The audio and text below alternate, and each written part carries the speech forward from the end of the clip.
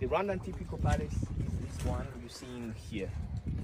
So that is King Mutara, but before it was his father, King Yuhi V Musinga, who lived exactly in a house that looks like the one you're seeing behind me.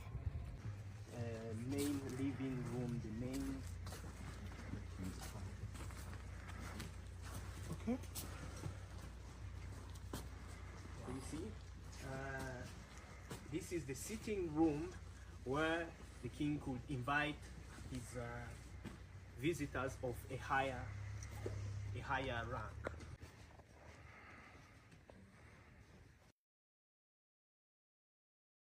Residence, there were many houses.